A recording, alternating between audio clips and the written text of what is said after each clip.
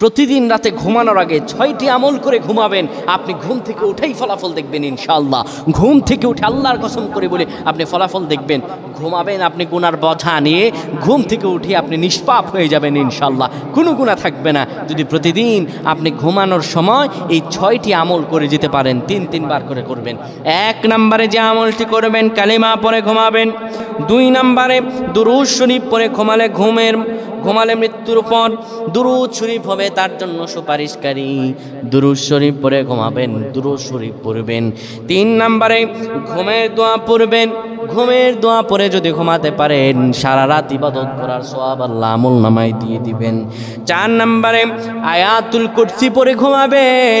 আয়াতুল কুরসি পড়ে কেউ যদি ঘুমায়, ফেরেশতারা তাকে সারা রাত পাহারা দেয়। ফেরেশতারা তাকে সারা রাত পাহারা দেয়। আয়াতুল কুরসি পড়ে ঘুমাবেন। 5 নম্বরে 21 বার বিসমিল্লাহির রহমানির রহিম পড়ে ঘুমাবেন। তাহলে প্রতিটি শ্বাস নিঃশ্বাসের জন্য নেকি লেখা হবে। 6 নম্বর আস্তাগফিরুল্লাহাল্লাযী লা ইলাহা ইল্লা হুয়াল হাইয়ুল কাইয়্যুম, এটি পড়ে ঘুমাবেন। 3 বার করে এই সবগুলো দোয়াগুলো পড়বেন।